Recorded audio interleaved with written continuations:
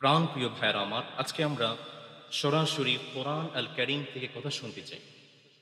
আমরা আমাদের মালিককে বললাম, মালিক, আপনি আমাদের কাছে কোরআনটা পাঠালেন, ঠিক আছে, কিন্তু এই কোরআনটা আপনি কেন পাঠিয়েছেন জানার দরকার, কম না বেশি? আরো আসতে বলেন, কম না বেশি? মালিক বলছেন, আপনাদের একটা এক্সাম্পল দেই। কাছেই তো বড়চৌনা আছে। বড়চৌনা থেকে সুলতাননগর আসার পথে যে রাস্তাটা আছে, এই রাস্তাটা কি সোজা নাকি বাঁকাতেরা আছে? এখন কোনো একজন ড্রাইভার, সে যদি ডান বাম না বুঝে তার গাড়িটাকে সোজা চালিয়ে দেয়, সে কি বড়চনা থেকে এ পর্যন্ত আসতে পারবে নাকি খাদে পড়বে?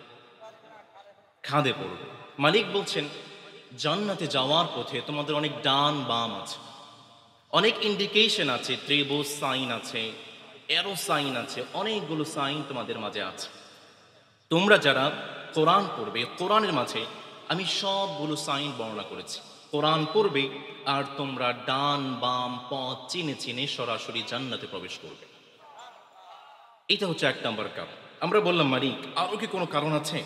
মালিক বলছেন, হ্যাঁ, এই কোরআন এটা হচ্ছে তোমাদেরকে অন্ধকার থেকে আলোর পথে নিয়ে আসে। সুবহানাল্লাহ পড়বেন না? রব্বুল আলামিন কত চমৎকার করে বলছেন, বান্দা শোনো শোনো, কিতাবুন আনজালনাহু ইলাইকা লিতুখরিজান নাস মিনাল যুলুমাতি ইলান নূর। রব্বুল আলামিন বলছেন, বান্দা শোনো শোনো, কোরআনটা হচ্ছে এমন একটা কিতাব, এই কোরআনটা যখন কোনো বান্দা তেলাওয়াত করবে, কোরআনটা যখন তার মনের মধ্যে ধারণ করবে, সেই বান্দার অন্ধকারের মধ্যে নয়, সরাসরি সেই নূর নিয়ে জান্নাতের রাস্তায় ঢুকে যায়। আমরা মালিককে বললাম, মালিক আরো কোনো কারণ আছে? মালিক বলছেন, হ্যাঁ, সত্যিকারের মুসলমান হতে চাও, তোমাকে পড়তে হবে। বসে আছেন, পড়তে হবে। শুয়ে আছেন, পড়তে হবে।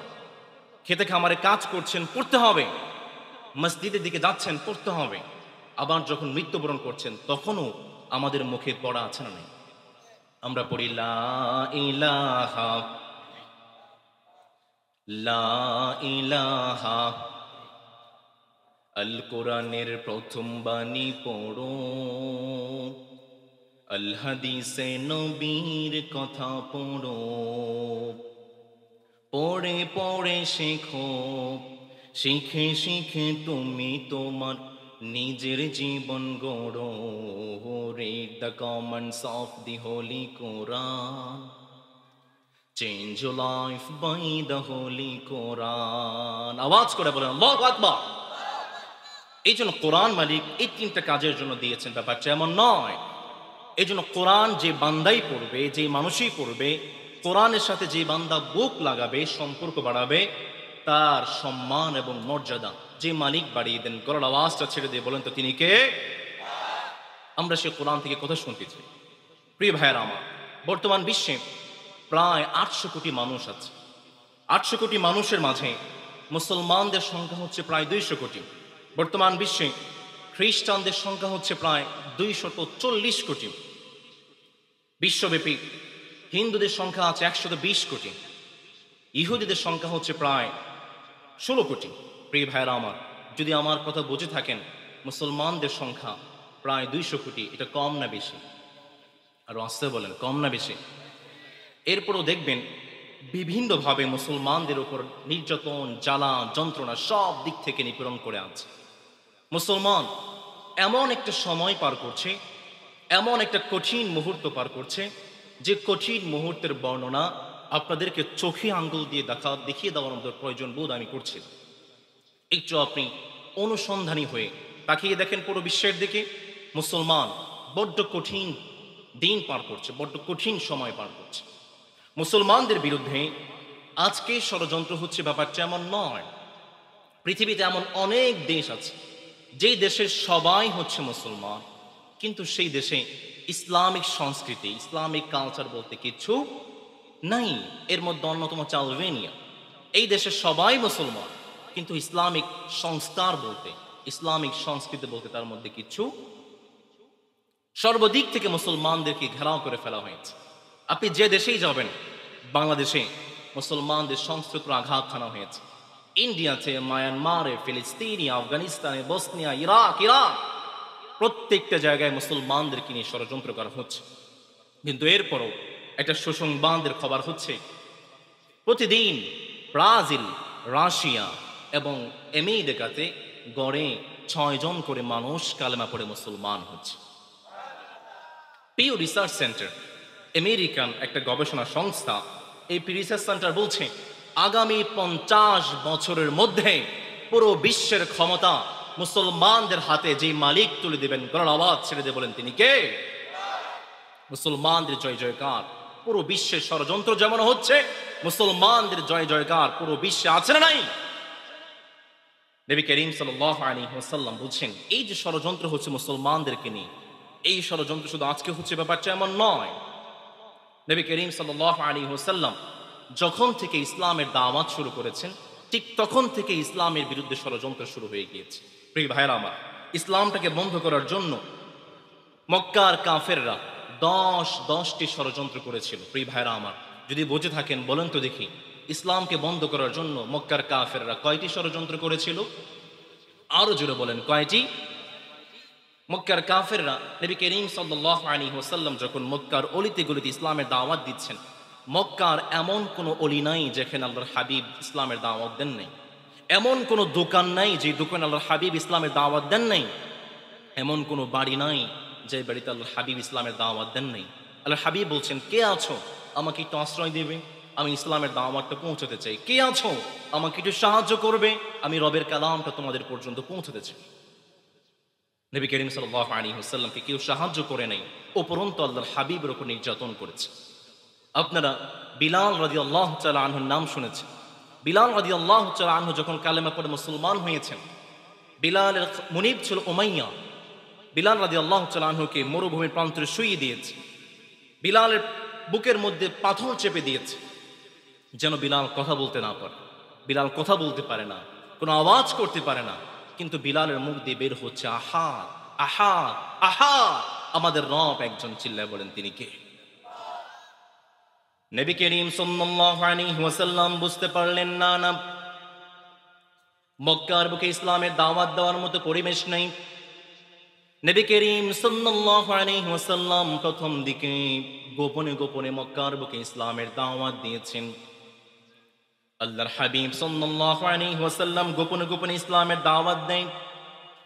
আর নবীর কাছে, নবী করিম সাল্লাল্লাহু আলাইহি ওয়াসাল্লাম রবের কাছে দুহাত তুলে দোয়া করে মানি, মক্কায় 2 জন বিখ্যাত কাফের আছে, একজন হচ্ছে আবু জেহেল আর একজন হচ্ছে ওমর। মালিক, এই 2 জন বিখ্যাত কাফেরের মাঝে আপনার যাকে পছন্দ হয় তাকে আপনি কালিমার দাওয়াত গ্রহণ করে ইসলামটাকে শক্তিশালী বানিয়ে দেন। রব্বুল আলামিন আল্লাহর হাবিবের দোয়াটাকে ওমর রাদিয়াল্লাহু তাআলা আনহুর জন্য কবুল করলেন। ওমর রাদিয়াল্লাহু তাআলা আনহু 4টি ধাপ পেরিয়ে কালেমা পড়ে মুসলমান হয়েছিলেন। আমার প্রিয় টাঙ্গাইলের ভাইয়েরা, যদি বুঝে থাকেন বলেন তো দেখি, ওমর কয়টি ধাপ পেরিয়ে কালেমা পড়ে মুসলমান হয়েছেন?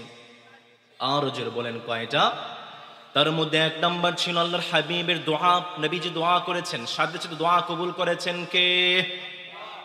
2 নম্বরে নবী করিম সাল্লাল্লাহু আলাইহি ওয়াসাল্লাম যখন দোয়া করলেন, ওমর রাদিয়াল্লাহু তাআলা আনহু যখন আল্লাহর হাবিবের সুন্দর সুন্দর কথা শুনেছেন, যখন সাহাবায়ে কেরামদের ভালোবাসা দেখেছেন, সাহাবায়ে কেরামদের আনুগত্য দেখেছেন, 2 নম্বরে ওমর সাহাবায়ে কেরামদের ভালোবাসা দেখে ইসলামের প্রতি আরেক ধাপ ধাপিত হয়ে গিয়েছেন। 3 নম্বরে ওমর একদিন তার নিজ বাড়ি থেকে বের হয়ে মক্কার বুকে রাত যাপন করছিলেন। হঠাৎ করে দেখতে পেলেন আল্লাহর হাবিব ওদরে দাঁড়িয়ে সালাত আদায় করছেন। আর আল্লাহর হাবিব কত সুন্দর করে, কত চমৎকার করে কোরআন তিলাওয়াত করেন। ওমর রাদিয়াল্লাহু তাআলা আনহু মনে মনে ভাবতে শুরু করেছেন, কি ব্যাপার, মুহাম্মদ এত চমৎকার কথা কোথায় পেয়েছে? মুহাম্মদ কবি হয়ে গিয়েছে। রব্বুল আলামিন কত সুন্দর করে, কত চমৎকার করে কথাটাকে বলছেন, ওয়ামা হুয়া বিকাউলি শাইরিন কালিলাম মা তুমিনুন। ওমর রাদিয়াল্লাহু তাআলা আনহু যখন বলতে লাগলেন মুহাম্মদ তো কবি হয়ে গিয়েছে, সাথে সাথে নবী করিম সাল্লাল্লাহু আলাইহি ওয়াসাল্লাম সালাতের মধ্যে পড়ে ফেললেন, না না, এটা কোনো কবির কথা নয়, এটা কোনো গণকের কথা নয়। ওমর রাদিয়াল্লাহু তাআলা আনহু মনে মনে ভাবতে লাগলেন, কি ব্যাপার? আমি বললাম মনে মনে মুহাম্মদ কবি হয়ে গিয়েছে, মুহাম্মদ বুঝলো কেমনে? মুহাম্মদ তাহলে গণক হয়ে গিয়েছে।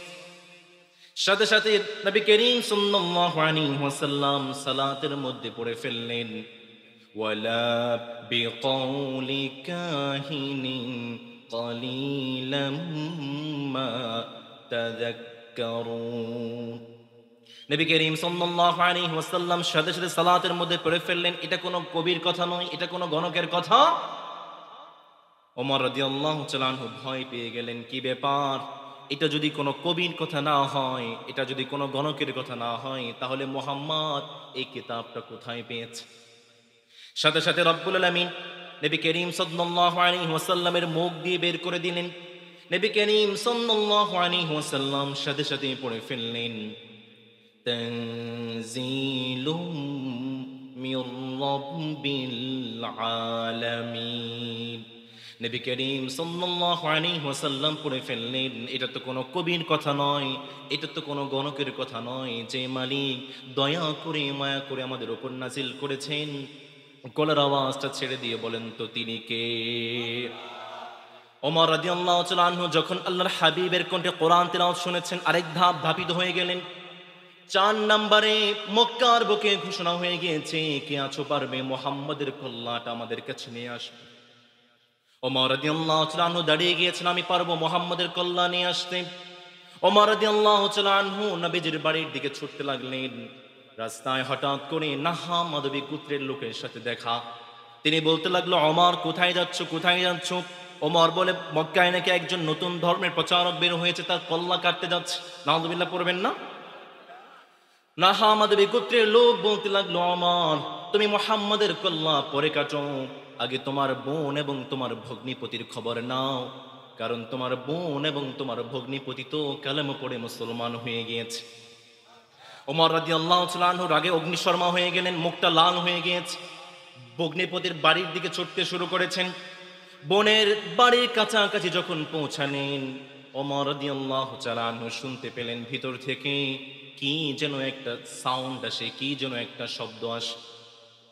ভিতর থেকে তিনি শুনতে পেলেন তার বোন এবং তার ভগ্নিপতি সূরাত তাহা তিলাওয়াত করে, কত চমৎকার করে, কত সুন্দর করে তারা তিলাওয়াত করছিল, তারা পড়ছিল, তাহা মা আনজালনা আলাইকাল কুরআনা লিতাশকা ইল্লা তাযকিরাতাল লিমান ইয়াখশা। ওমর রাদিয়াল্লাহু তাআলা আনহু যখন তার বোন এবং তার ভগ্নিপতি থেকে সূরা তাহার আয়াতগুলো তিলাওয়াত শুনেছেন, তিনি আর বসে থাকতে পারে নাই। ওমর রাদিয়াল্লাহু তাআলা আনহু দৌড়ে গিয়ে আল্লাহর হাবিবের দরবারে সাথে সাথে কালেমা পড়ে মুসলমান হয়ে যায়। আল্লাহু আকবার। ওমর রাদিয়াল্লাহু তাআলা আনহু তিনি যখন কালেমা পড়ে মুসলমান হয়েছেন, আল্লাহর হাবিবকে বলতে লাগলেন, নবী আলাসনা আলাল হক, আমরা কি সত্যের উপরে নই? নবী বললেন, বালা, অবশ্যই আমরা সত্যের উপরে আছি। ওমর বলেন, নবী আমরা যদি সত্যের উপর থাকি, সত্য কখনো গোপন থাকতে পারে না, চলেন মক্কার বুকে ইসলামটা প্রকাশ্যে প্রচার করতেছে। সুবহানাল্লাহ পড়বেন না? ওমর রাদিয়াল্লাহু তাআলা আনহু তিনি বের হয়ে গিয়েছেন, মক্কার বুকে 2টা লাইন করেছেন। তিনি নারায়ে তাকবীর, লিল্লাহি তাকবীর, আল্লাহু আকবার ধ্বনি দিয়ে পুরো মক্কার জমিনটা কাঁপিয়ে দিয়েছে। আবু জেহেল বলে, কি ব্যাপার, আমার এলাকায়, আমার নির্বাচন এলাকায় আল্লাহর নামের ধ্বনি দেয়, এত বড় সাহস কার? চল তো দেখি, বেটাকে ধরতে হবে। আবু জেহেল যখন গিয়ে দেখতে পেল তো ওমর, এ তো আর কেউ নয়। যখন আবু জেহেল ওমরকে দেখতে পেয়েছে, নিজের জানটাকে বাঁচাতে পিছন ভাগতে শুরু করেছে। আল্লাহু আকবার। এই ছিল ওমর। মুসলমানদের এই ক্রান্তি লগ্নে একজন ওমরের দরকার, মুসলমানদের এই দুঃসময়ে একজন ওমরের দরকার।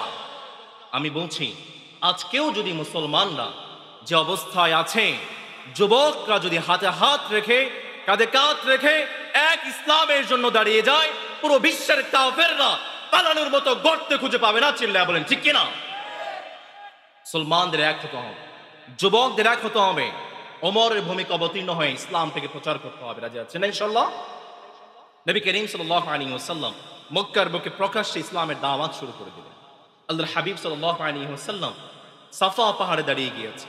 সাফা পাহাড়ে দাঁড়িয়ে বলতে লাগলেন, মক্কার মানুষেরা শোনো, কুলু লা ইলাহা ইল্লাল্লাহ তুফলিহুন, তোমরা যদি লা ইলাহা ইল্লাল্লাহ পড়ো আমাদেরকে সফল বানাবেন কে? আরো জোরে বলেন কে? মক্কার কাফেররা বলতে লাগলো, আবু লাহাব বলতে লাগলো, কি রে মুহাম্মদ, মা জামা'তানা ইল্লা লিহাদা, তুমি কি আমাদেরকে ইসলামের দাওয়াত দেওয়ার জন্য এখানে একত্রিত করেছো? তাব্বান লাকা ইয়া মুহাম্মদ, মুহাম্মদ তুমি ধ্বংস হয়ে যাও। নাউযুবিল্লাহ, কালকে পড়িয়ে এই কথা বলে আবু লাহাব সাথে সাথে একটা পাথর নিয়ে আল্লাহর হাবিবের দিকে ছুঁড়ে মেরেছে। আল্লাহর হাবিবের শরীর থেকে রক্ত মুবারক ঝরে পড়ছে। এরপরও কি আল্লাহর হাবিব ইসলাম থেকে ফিরে এসেছেন? কথা বলতে হবে, ইসলাম থেকে ফিরে এসেছেন? আবু লাহাব বলতে লাগলো, সর্বনাশ, মুহাম্মাদের শরীর থেকে রক্ত ঝরালাম, এরপরও ইসলাম থেকে ফিরে আসে না। কিছু একটা ফন্দি করতে হবে, কিছু একটা পদ্ধতি বের করতে হবে। আবু লাহাবের দুই ছেলে ছিল, উতবা এবং উতাইবা। আল্লাহর হাবিবের দুই মেয়ে উম্মে কুলসুম এবং রুকাইয়ার সাথে বিয়ে হয়েছিল। আবু লাহাব বলতে লাগলো, মুহাম্মদ তো একজন বাবা, মুহাম্মদ তো মায়, মুহাম্মদ তো পিতা, অবশ্যই বাবা হিসাবে, পিতা হিসাবে মুহাম্মদের মধ্যে কিছুটা দুর্বলতা আছে। সাথে সাথে বাড়িতে চলে গিয়েছে। দুই ছেলে উতবা এবং উতাইবাকে বলতে শুরু করলো, উতবা এবং উতাইবা, আজকে এখনই যাও মুহাম্মদের বাড়িতে গিয়ে তার দুইটা মেয়েকে তালাক দিয়ে আস। উতবা এবং উতাইবা সাথে সাথে আল্লাহর হাবিবের বাড়িতে চলে গেলেন আর আল্লাহর হাবিবকে বলে দিলেন, মুহাম্মদ তুমি নাকি মক্কার বুকে ইসলামের দাওয়াত শুরু করেছো, তার শাস্তি হিসাবে আজকেই তোমার দুই মেয়ে উম্মে কুলসুম এবং রুকাইয়াকে তালাক দিয়ে তোমার বাড়িতে রেখে গেলাম। নাউযু বিল্লাহি মিন যালিক। ফ্রি ইসলাম পেয়েছেন, ইসলামের মর্মটা বুঝেন না। বাপ দাদা সূত্রে ইসলাম পেয়েছেন, ইসলামের মর্মটা বুঝেন না। শুনে যান, আল্লাহর হাবিব কতটা কষ্ট করে পৃথিবীর বুকে ইসলামটা প্রচার করেছেন। ইসলামের জন্য আল্লাহর হাবিবের দুইটা মেয়েকে তালাক খেতে হয়েছে। এরপরও কি ইসলাম থেকে ফিরে এসেছেন? মক্কার কাফেররা পাগল হয়ে গিয়েছে কিভাবে মুহাম্মদকে ইসলাম থেকে ফেরানো যায়। নবী করিম সাল্লাল্লাহু আলাইহি ওয়াসাল্লামকে বলতে শুরু করলো, মুহাম্মদ ইসলাম থেকে ফিরে আসো, ইসলাম থেকে সরে আসো। মক্কায় যত সুন্দরী সুন্দরী নারী আছে সব সুন্দরী নারী তোমাকে দিয়ে দেব। মুহাম্মদ ইসলাম থেকে ফিরে আসো। মক্কায় যত ধন সম্পদ আছে সব ধন সম্পদ আমরা তোমাকে দিয়ে দেব। মুহাম্মদ তুমি ইসলাম থেকে ফিরে আসো, মক্কার নেতা গোত্রপতি আমরা তোমাকে বানিয়ে দেব। নবী করিম সাল্লাল্লাহু আলাইহি ওয়াসাল্লাম বললেন, ও মক্কার কাফেররা, মক্কার বোকা লোকেরা, লাউ ওয়াদাউ শামসা ফি ইয়ামিনি ওয়াল কমারা ফি ইয়াসারি, তোমরা আমাকে নারীর লোভ দেখাও, সম্পদের লোভ দেখাও, তোমরা আমাকে ক্ষমতার লোভ দেখাও। মক্কার কাফেররা শুনে রাখো, আমার এক হাতে যদি সূর্য এনে দাও আর এক হাতে যদি তোমরা আমাকে চন্দ্রটা এনে দাও, এরপরও আমি ইসলাম থেকে এক বিন্দু পরিমাণ সরে আসতে পারবো না।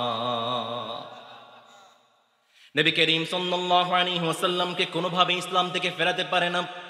হজের সময় চলে এসেছে, পৃথিবীর আনাচে কানাচে থেকে মানুষ মক্কায় আসবে হজ আদায় করার জন্য।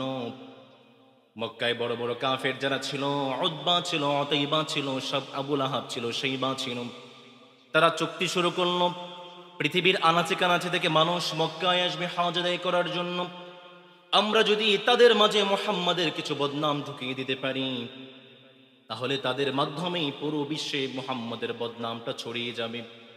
এই ঘৃণ্য ষড়যন্ত্র বাস্তবায়ন করার জন্য বড় বড় কাফের যারা ছিল, আবু লাহাব, উতবা, শাইবা, আবু জেহেল, হাজিদের পিছন পিছন ছুটতে শুরু করেছে আর মক্কার হাজিদেরকে বলতে শুরু করেছে, মক্কায় কিন্তু একজন পাগল আছে, তার নাম হচ্ছে মুহাম্মদ। তোমরা কিন্তু ভুলেও সে মুহাম্মাদের কাছে যাবা না। কিন্তু আমাদের মানব জাতির স্বভাব হচ্ছে আল ইনসানু হারিসুন ফিমা মুনিআ, আমাদেরকে যেই জিনিস থেকে নিষেধ করা হয় আমরা কিন্তু সেই জিনিসের প্রতি বেশি ঝুঁকে যাই। মক্কার কাফেররা যখন হজ আদায়কারীদেরকে বলেছে মক্কায় একজন পাগল আছে মুহাম্মদ, ভুলেও কিন্তু তার কাছে যাওয়া যাবে না।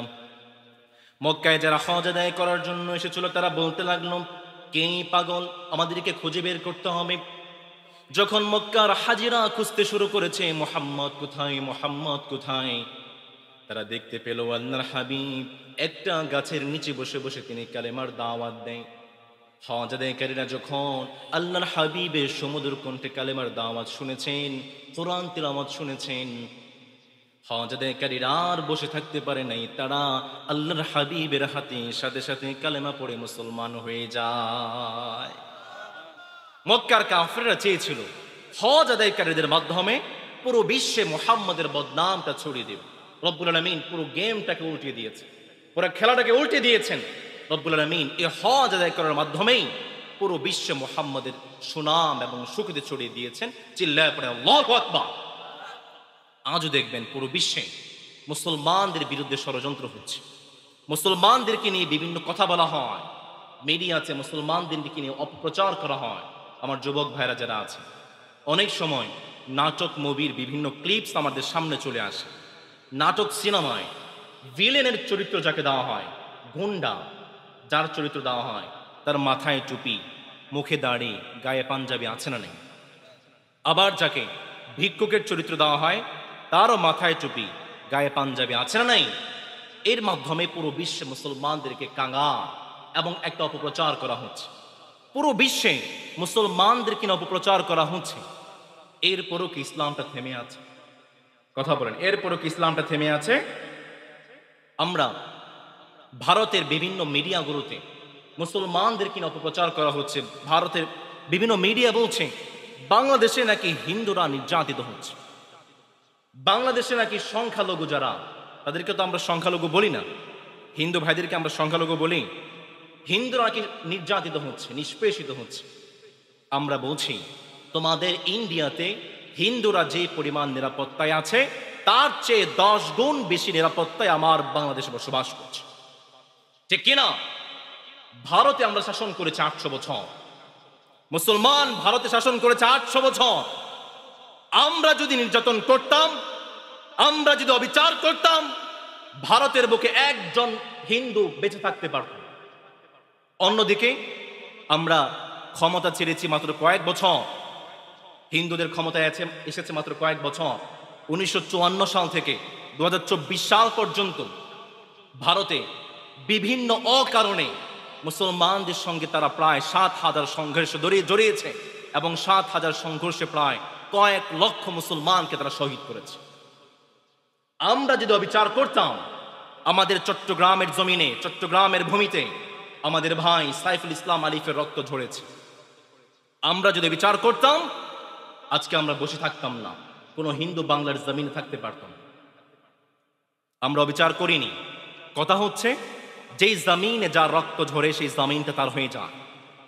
মানুষ পানিতে ভিজলে কাপড় বদলায়, ঘামে ভিজলে ভাগ্য বদলায়, আর রক্তে ভিজলে ইতিহাস বদলায়। আজকে বাংলার জমিন মুসলমানদের রক্তে রঞ্জিত হয়েছে। ইন্ডিয়াতে কয়েকদিন আগে মসজিদে হিন্দুরা ঢোকে মুসলমানদেরকে গলা কেটে জমাই করেছে। আফগানিস্তানে, ফিলিস্তিনে, মায়ানমারে হাজার হাজার মুসলমানদেরকে গলা কেটে জবাই করা হচ্ছে। বাংলার ভাইরা প্রস্তুত থেকো, হাতে হাত রেখে, কাঁধে কাঁধ রেখে এক ইসলামের জন্য প্রস্তুত থেকো। এই বাংলার জমিন ইসলামের রক্ত ধরেছে। এই বাংলার জমিন থেকেই আগামীর বিশ্বে ইসলামের পতাকা পক পক করে উড়বে ইনশাআল্লাহ।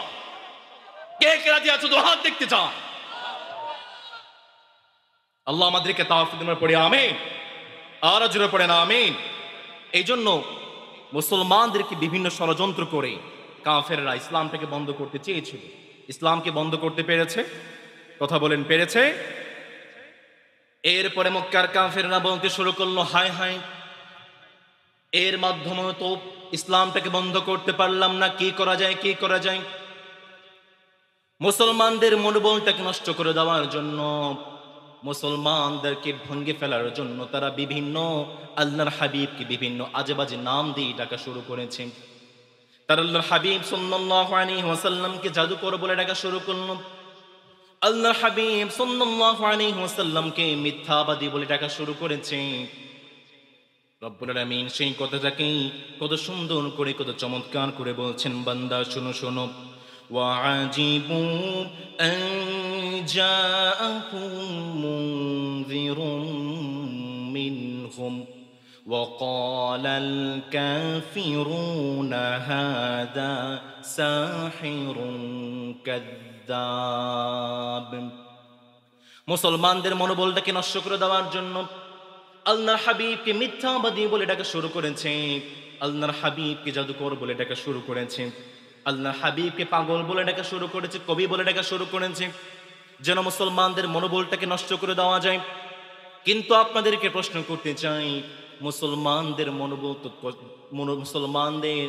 মনোবল তো ভেঙে ফেলা দূরের কথা, মুসলমানদের ভালোবাসাটা এর চেয়েও বেশি বেড়ে গিয়েছে। কতটা বেড়ে গিয়েছে শোনেন। নবী করিম সাল্লাল্লাহু আলাইহি ওয়াসাল্লাম যখন দেখতে পেলেন না মক্কার বুকে ইসলামকে দাওয়াত দেওয়ার মতো পরিবেশ নেই, আবু বকর রাদিয়াল্লাহু তাআলা আনহুকে জানিয়ে দিলেন, আবু বকর প্রস্তুত থেকো, যে কোনো সময় হিজরতের ডাক চলে আসতে পারে। আবু বকর রাদিয়াল্লাহু তাআলা আনহু বললেন, নবী সব সময় আমি হিজরতের জন্য প্রস্তুত আছি। নবী করিম সাল্লাল্লাহু আলাইহি ওয়াসাল্লামকে যখন মালিক বললেন, নবী মক্কা থেকে বের হয়ে যান, আর মক্কার বুকে ইসলামটা নয়, নবী করিম সাল্লাল্লাহু আলাইহি ওয়াসাল্লাম সর্বপ্রথম আবু বকরের বাড়িতে চলে গিয়েছেন। আবু বকরের বাড়িতে গিয়ে ঠক ঠক করে বলতে লাগলেন, আবু বকর জেগে আছো নাকি? আবু বকর যখন নবীজি আবু বকরকে ডাক দিয়েছেন, আবু বকরকে ডাকতে দেরি হয়েছে, আবু বকর দরজা খুলে আল্লাহর হাবিবকে সালাম দিতে দেরি করে নেই। আবু বকর মধ্যরাত কনকনে ঠান্ডা, মধ্যরাতে তোমাকে ডাক দিলাম, ডাক দেওয়ার সাথে সাথে তুমি আমার ডাকে সাড়া দিলে কিভাবে? আবু বকর জানিয়ে দিলেন, নবী ওই যে 6 মাস আগে আমাকে জানিয়েছিলেন আবু বকর যে কোনো সময় হিজরতের ডাক চলে আসতে পারে। নবী সেই 6 মাস থেকে আজ পর্যন্ত এক মুহূর্তের জন্য আমি আবু বকর আমার পিঠটাকে বিছানার সাথে লাগাই নাই। আবু বকর রাদিয়াল্লাহু তাআলা আনহুর মতো সাহাবায়ে কেরাম আল্লাহর হাবিবকে কলিজা দিয়ে ভালোবাসতেন। যখন মক্কার কাফেররা আল্লাহর হাবিবকে পাগল বলে ডাকতে শুরু করেছে, জাদুকর বলে ডাকতে শুরু করেছে, কবি বলে ডাকতে শুরু করেছে, প্রশ্ন করতে চাই প্রিয় টাঙ্গাইলের ভাইয়েরা, কাফেরদের এই ডাকার মাধ্যমে আল্লাহর হাবিবের প্রতি সাহাবায়ে কেরামদের ভালোবাসা কমেছে নাকি? আরো জোরে বলেন, কমেছে নাকি? আজও দেখবেন আমাদেরকে বিভিন্ন জঙ্গি বলে আমাদেরকে ট্যাগ লাগানো হয়, মুসলমানদেরকে কাঁচ মোল্লা বলে ট্যাগ লাগানো হয়। প্রশ্ন করতে চাই প্রিয় ভাইয়েরা, কাফেররা যতই আমাদের উপর ট্যাগ লাগা, উলামায়ে কেরামদের প্রতি আমাদের ভালোবাসা কম না বেশি? আরো জোরে বলেন, কম না বেশি? রাসূল আমার ভালোবাসা, রাসূল আমার আলো আশা, রাসূল আমার প্রেম বিরহের মূল আলোচনা, রাসূল আমার কাজে কর্মে অনুপ্রেরণা, রাসূল আমার ভালোবাসা, রাসূল আমার আলো আশা, রাসূল আমার প্রেম বিরহের মূল আলোচনা, রাসূল আমার কাজে কর্মে অনুপ্রেরণা। যখন দারুণ দুঃখ নামে আমার জীবনে জুড়ে, বিপদ আপদ মুসিবতে মরি পুরে পুরে, যখন দারুণ দুঃখ নামে আমার জীবন জুড়ে, বিপদ আপদ মুসিবতে মরি পুরে পুরে, তখন তোমার শৈশব কৈশোর যোগাই সান্ত্বনা, রাসূল আমার কাজে কর্মে অনুপ্রেরণা। চিল্লায় পড়তে হবে আল্লাহু আকবার। এই জন্য নবীর প্রতি আমাদের ভালোবাসা কম না বেশি? আরো জোরে বলেন, কম না বেশি? এরপরও যখন মুসলমানদেরকে মরুবুলটাকে নষ্ট করতে পারছে না, মক্কার কাফেররা ইসলামটাকে বন্ধ করতে পারছে না। সর্বশেষ আল্লাহর হাবিব সাল্লাল্লাহু আলাইহি ওয়াসাল্লামের ব্যক্তি জীবন নিয়ে তারা প্রশ্ন শুরু করেছে। মক্কার কাফেররা আল্লাহর হাবিবকে বন্ধ করে দেওয়ার জন্য, ইসলামটাকে বন্ধ করে দেওয়ার জন্য মক্কার কাফেররা আল্লাহর হাবিবের ব্যক্তি জীবন নিয়ে প্রশ্ন শুরু করলো। তারা বলতে শুরু করলো, মুহাম্মদ তিনি আবার নবী হয় কেমনে? সে তো আমাদের মতোই খায়, আমাদের মতোই হাটে বাজারে যায়, সে আবার নবী হয় কেমনে? রব্বুল আলামিন সূরাতুল ফুরকানের ৭ নম্বর আয়াতে কত সুন্দর করে বললেন, وقالوا ما لهذا الرسول يأكل الطعام ويمشي في الأسواق। মক্কার কাফেররা বলতে লাগলো, মুহাম্মদ নবী হয় কেমনে? মুহাম্মদ তো আমাদের মতোই খায়, আমাদের মতোই বাজারে যায়, আমাদের মতোই হাঁটাচলা করে, মুহাম্মদ আবার নবী হয় কেমনে? রব্বুল আলামিন আকাশের উপর থেকে আয়াত নাযিল করে জানিয়ে দিলেন, নবী আপনি জানিয়ে দেন, ওয়ামা আরসালনা ক্বাবলাকা মিনাল মুরসালিনা ইল্লা ইন্নাহুম লায়াকুলুনা আত-তাআমা ওয়া ইয়ামশুনা ফিল আসওয়াক। রব্বুল আলামিন জানিয়ে দিলেন, নবী আপনি জানিয়ে দেন, পৃথিবীর বুকে আদম আলাইহিস সালাম থেকে শুরু করে যত নবী, যত আম্বিয়া কিরাম আমি পাঠিয়েছি, সবাই আপনার মতো বাজার করেছে, সবাই খানাপিলা করেছে, সবাই হাটে বাজারে গিয়েছে। মক্কার কাফেররা বলতে লাগলো, নবী তো হবে এমন যিনি আকাশে থাকবে, আকাশ থেকে আমাদের জন্য কিতাব পাঠাবে। রব্বুল আলামিন সাথে সাথে আয়াত নাযিল করে জানিয়ে দিলেন। রব্বুল আলামিন সূরাতু বনী ইসরাঈলের 93 নম্বর আয়াতে জানাচ্ছেন, বান্দা শুনো শুনো, قل سبحان ربي هل كنت إلا بشرا رسولا।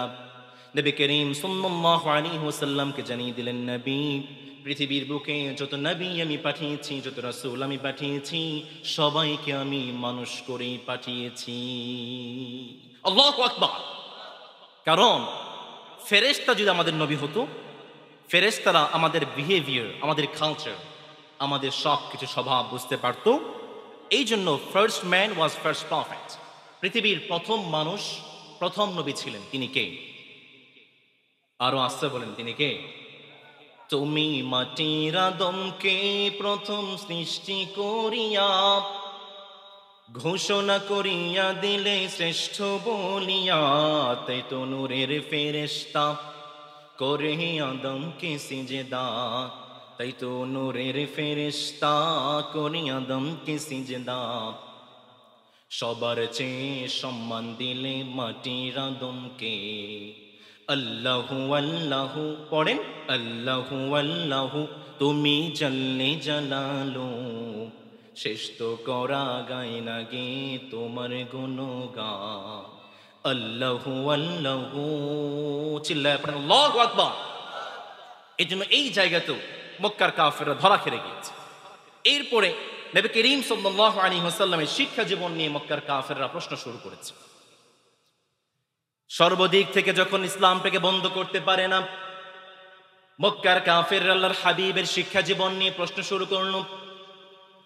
মক্কার কাফেররা আল্লাহর হাবিবকে বলতে শুরু করেছে, মুহাম্মদ তুমি যে কোরআনটা নিয়ে এসেছো, এই কোরআনটা তুমি নিজে বানাও নাই, হয়তো তুমি নিজে বানিয়েছো, না হয় তোমাকে অন্য কোনো সম্প্রদায় সাহায্য করেছে।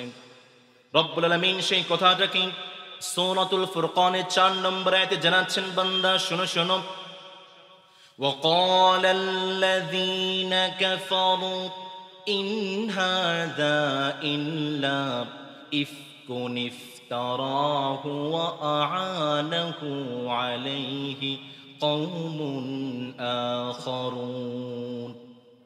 রব্বুল আলামিন জানিয়ে দিলেন, বান্দা মক্কার কাফেররা প্রশ্ন করে, মুহাম্মদ তুমি এই কিতাবটা হয়তো নিজে বানিয়েছো, না হয় অন্য কোনো সম্প্রদায় তোমাকে সাহায্য করেছে। নবী আপনি জানিয়ে দেন মক্কার কাফেরদেরকে। রব্বুল আলামিন সূরাতুল বাকারা এর 23 নম্বর আয়াতে জানাচ্ছেন, বান্দা শোনো শোনো, ওয়া ইন কুনতুম ফি রাইবিম মা নাযালনা আলা আবদিনা ফাতু বিসূরাতিন মিন মিথলিহি। রব্বুল আমিন জানিয়ে দিলেন, নবী আপনি জানিয়ে দেন মক্কার কাফেরদেরকে, যদি আমি এই কিতাবটাকে নিজে বানিয়ে থাকি, অন্যথায় যদি অন্য কোনো সম্প্রদায় আমাকে সাহায্য করে থাকে, মক্কার কাফেররা আমি তো মানুষ তোমরাও তো মানুষ, তাহলে তোমরা পারলে এই কিতাবের মতো আরেকটা কিতাব তোমরা বানিয়ে দেখাও। বলেন তো দেখি, মক্কার কাফেররা যদি কিয়ামত পর্যন্ত চেষ্টা করে এরপরও কোরআনের আয়াতের মতো একটা আয়াত তারা বানাতে পারবে নাকি? সর্বশেষ মক্কার কাফেররা বলতে বাধ্য হয়েছিল, এই সাহাদা মিন কালামিল বাশার, এই কোরআনটা পৃথিবীর কোন মানুষের কালাম হতে পারে? এই কোরআনটা যে মানিক দয়া করে আমাদের কাছে পাঠিয়েছেন, চিল্লায় বলেন তো তিনি কে? সর্বশেষ যখন মক্কার কাফের আল্লাহ হাবিবের শিক্ষা জীবন নিয়ে প্রশ্ন করল, এইখানেও তারা ধরা খেয়ে গেল, ব্যর্থ হয়ে গেল। মক্কার একদল ইহুদি ছিল, তারা বলতে লাগলো, মুহাম্মদ আমাদের কাছে 3টা প্রশ্ন আছে, এই 3টা প্রশ্নের জবাব যদি তুমি দিতে পারো তাহলে আমরা কালেমা পড়ে মুসলমান হয়ে যাব। আল্লাহর হাবিব খুশিতে আত্মহারা হয়ে গেলেন। মক্কার কাফেররা, মক্কার ইহুদিরা কালেমা পড়ে মুসলমান হবে। নবী করিম সাল্লাল্লাহু আলাইহি ওয়াসাল্লাম জানিয়ে দিলেন, কি সেই প্রশ্ন বলো, আমি তোমাদের প্রশ্নের জবাব দেওয়ার জন্য প্রস্তুত আছি। মক্কার ইহুদিরা 1 নম্বর প্রশ্ন করেছে, মা হুয়ার রূহ, মুহাম্মদ যদি পারো বলো তো দেখি রূহ কাকে বলে। 2 নম্বর প্রশ্ন করেছে, মান হুম আসহাবুল কাহাফ, আসহাবুল কাহাফ কারা। 3 নম্বর প্রশ্ন করেছে, মান হুয়া যুল করনাইন, যুল করনাইন কে। মক্কার ইহুদিরা যখন আল্লাহর হাবিবকে প্রশ্ন করেছে, নবী করিম সাল্লাল্লাহু আলাইহি ওয়াসাল্লাম জানিয়ে দিলেন, ঠিক আছে আগামীকাল এসো, আগামীকাল তোমাদেরকে জবাব দেওয়া হবে। কারণ হচ্ছে নবী নিজ পক্ষ থেকে তিনি একটা কথাও বলতেন না, যখন মালিক তার কাছে ওহী নাযিল করতেন সেই কথাটাকেই নবী বলতেন। নবী করিম সাল্লাল্লাহু আলাইহি ওয়াসাল্লাম জানালেন, ঠিক আছে আগামীকাল এসো, আগামীকাল জবাব দিয়ে দেব। মক্কার ইহুদিরা আগামীকাল চলে আসলো, নবীজি জবাব দিতে পারে না। নবীজি বললেন, আগামীকাল এসো, আগামীকাল আবার জবাব দেব। আবার আসে, জবাব দিতে পারে না, আবার আসে, জবাব দিতে পারে না। সর্বশেষ আল্লাহর হাবিবের মুখটা লজ্জায় লাল হয়ে গিয়েছে, কি করবে কি করবে। সর্বশেষ টানা 15 দিন থাকার পরে জিবরিল আলাইহিস সালাম আল্লাহর হাবিবকে জানিয়ে দিলেন, নবী আপনি যে বলেছিলেন আগামীকাল জবাব দিবেন, কিন্তু এই কথার শেষে আপনি ইনশাল্লাহ বলেন নাই। আপনি ইনশাল্লাহ না বলার কারণে 15 দিন পর্যন্ত আপনার ওহীটাকে আটকে দেওয়া হয়েছিল। রব্বুল আলামিন সেই কথাটাকে সূরাতুল কাহাফের 23 এবং 24 নম্বর আয়াতে জানাচ্ছেন, বান্দা শোনো শোনো, ওয়ালা তাকুলান্না লিশাইইন ইন্নী ফাইলুন যালিকা গাদা ইল্লা আন ইয়াশা আল্লাহ। মক্কার কাফেরদেরকে জানিয়ে দিলেন, নবী করিম সাল্লাল্লাহু আলাইহি ওয়াসাল্লামকে জানিয়ে দিলেন, নবী আপনি যখন ইহুদিদেরকে বলেছিলেন আগামীকাল জবাব দিবেন, কিন্তু আপনার জবাবে শেষে ইনশাআল্লাহ বলেন নাই, যার কারণে আল্লাহ তাআলা আপনার উপর 15 দিন পর্যন্ত ওহীটাকে বন্ধ করে দিয়েছেন। আল্লাহর হাবিবকে জানিয়ে দিলেন, নবী ভবিষ্যৎ থেকে যখনই আপনি কোনো কমিটমেন্ট করবেন, যখনই আপনি কোনো কথা বলবেন, প্রত্যেকটা কথার শেষে ইনশাআল্লাহ বলার দরকার আছে না নাই? নবী করিম সাল্লাল্লাহু আলাইহি ওয়াসাল্লামের মাধ্যমে আমাদেরকে জানিয়ে দিলেন, মুসলমানরা যখনই কথা বলবে, যখনই কোনো ওয়াদা করবে, ওয়াদা শেষে ইনশাআল্লাহ বলার দরকার কম না বেশি? আরো জোরে বলেন, কম না বেশি? ইনশাআল্লাহ বললে আমাদের কথার মধ্যে বরকত যিনি নাজিল করবেন, যিনি নাজিল করবেন তিনি কে?